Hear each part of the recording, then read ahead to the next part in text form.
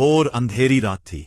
आकाश में काले बादल गरज रहे थे और बिजली की चमक से पूरा वन कांप उठता था।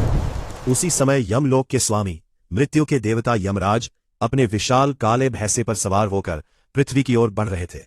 उनके हाथ में कालदंड चमक रहा था। आज वे एक विशेष उद्देश्य से आए थे, माता अंजना के प्राण लेने। माता अंजना उस समय प्रभु श्री राम का स्मरण कर रही थी। तभी चारों ओर भयानक सन्नाटा छा गया।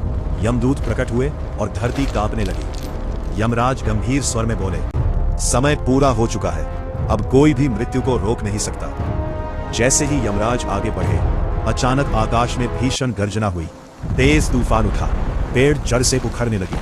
तभी एक विशाल पर्वत के समान स्वरूप धारण किए पवन पुत्र हनुमान वहां प्रकट हुए। उनकी आंखों में अग्नि जल रही थी। हनुमान जी गरजे, जब तक हनुमान जीवित है कोई मेरी माता को छू भी नहीं सकता। उनकी गर्जना से तीनों लोग हिल उठे। यमराज ने शांत लेकिन कठोर स्वर में कहा, हनुमान, मैं धर्म का पालन करता हूं। मृत्यु संसार का नियम है, मुझे अपना कार्य करने दो। लेकिन हनुमान जी का क्रोध बढ़ चुका था।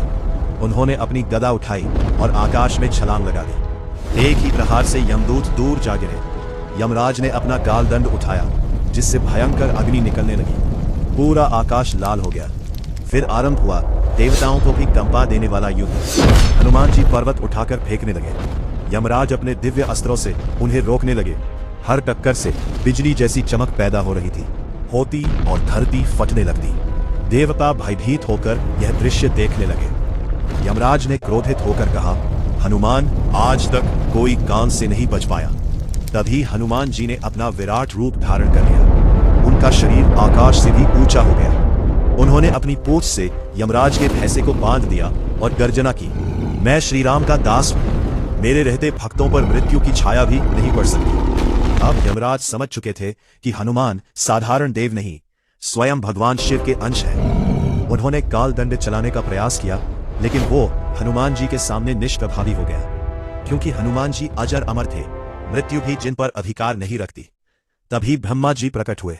उन्होंने दोनों को शांत करते हुए कहा, हे यमराज, हनुमान भक्ति और शक्ति का स्वरूप है। इनके भक्तों की रक्षा स्वयं देवता भी करते हैं। यमराज ने अपना सिर झुका लिया और बोले, हे पवन पुत्र, आज मैं स्वीकार करता हूं कि सच्ची भक्ति के आगे काल भी हार जाता है। जो व्यक्ति आपका स्मरण करेगा उसे मृत्यु का भय कभी नहीं सताएगा। यह सुनकर हनुमान जी शांत हो गए। उन्होंने अपनी माता के चरण स्पर्श किए और श्री राम का नाम लेकर आकाश में विलीन हो गए। तब से माना जाता है कि जहां हनुमान जी का नाम लिया जाता है, वहां भय, संकट और मृत्यु भी कदम रखने से डरती है।